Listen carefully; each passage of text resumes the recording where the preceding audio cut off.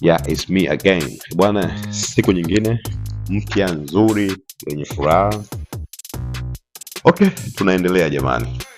Karibu tena kwenye Evo Forex podcast yetu. Kikubwa ni kwamba tuna deal na mazungumzo ambayo yanahusika moja kwa moja na forex trading. Yeah, na mzungumzaji obvious ni mimi, Awaz Chelunda, na tuendelee. Bwana, hizi video ziko kwa sales na hii ni episode ya 9.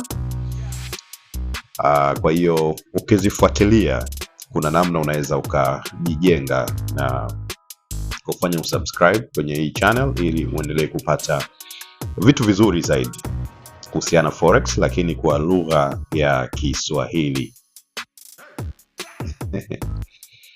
Okay. Ni kuhusu kuwa na mfumo wako binafsi. Leo tutaongelea kitu ambacho traders wengi hawana na ndio sababu wanapoteza kila siku.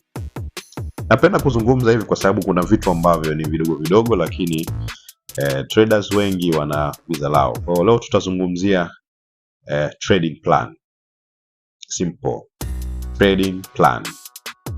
Kama kawaida yangu, tujaribu kujiuliza tuna system ya trading.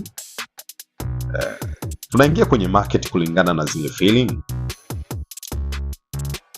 Ukweli ni kwamba kama huna plan, utakuwa unafanya trading kama gambling kwa sababu huna plan. Tujifunze kitu. Trading plan ni nini? Yeah, ni mwongozo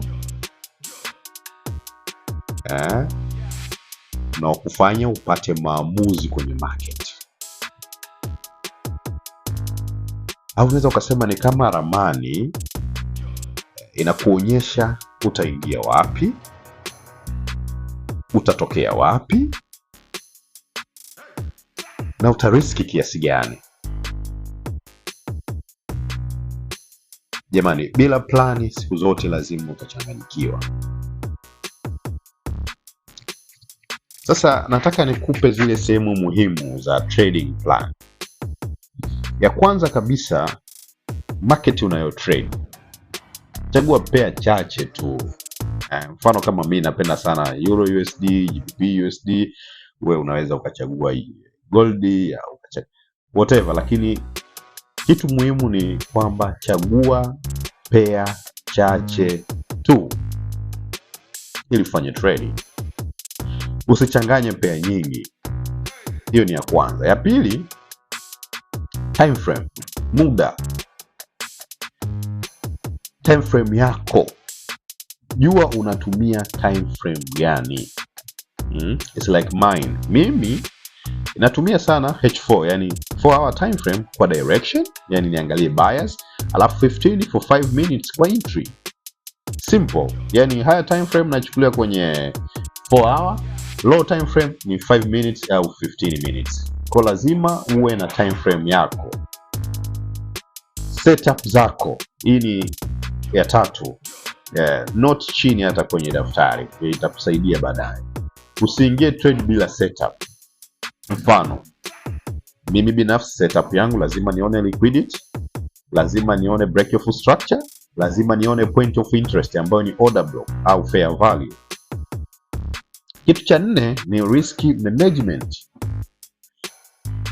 Jua una riski asilimia ngapi kwenye trade yako. Jua stop loss yako iko wapi. Jua ya mwisho kabisa ni kwamba target yako iko wapi. Usitrade like blind man. Kama mtu kipofu, unatakiwa uwe na plani. Pia uwe na kanuni zako. Hapa sasa kuna umuhimu sana. Mfano, si trade bila confirmation. Hii ni moja ya kanuni yako na usiivunje. Mfano wa pili, si trade zaidi ya trade 2 kwa siku. Hii iwe ni kanuni yako na usibreak kanuni yako. Au nitasubiri setup kamili. Usibreaki kanuni yako kwa sababu umeona kitu au umepatwa na tamaa. Na kanuni ni lazima uziheshimu. 6 ni trading wanaita ni trading journal. Andika trade zako. Unakuwa na kitabu chako kidogo tu, unakuwa unaandika zile trade zako. Uliingilia wapi? So ujinga ni kitu fulani muhimu sana. Kwa nini uliingia kwenye hiyo trade? Outcome ilikuwa ni nini? Hii inakusaidia kujifunza na kuboresha. Sasa hapo ndipo tofauti ipo kidogo.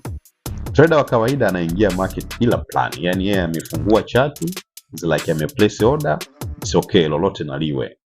Lakini trader ambaye yuko very smart, ana plani na anaifuata ile plan yake, kama nilivyoizungumza. Na forex sio mchezo wa kubahatisha, wala sio gambling. Jamani, forex ni biashara. Na kila biashara inahitaji mfumo. Ukianza kuwa na trading plan, utaacha kuingia ovyo kwenye trade. Utaanza kuona consistency. Na consistency ni lengo kuu. Sio kushinda tu trade moja, bali kushinda kwa muda mrefu. That is a consistency. Kwenye episode itakayofuata nadhani tutaongelea consistency strategy, pia jinsi ya kuwa profitable kwa muda mrefu. Kama umejifunza kwenye hii episode ambayo nimetoka kuzungumza, hakikisha una follow hii account yetu, share kwa wale ambao pia wana uhitaji. Asante kwa kunisikiliza, tutaonana kwenye episode inayofuata. Thanks a lot.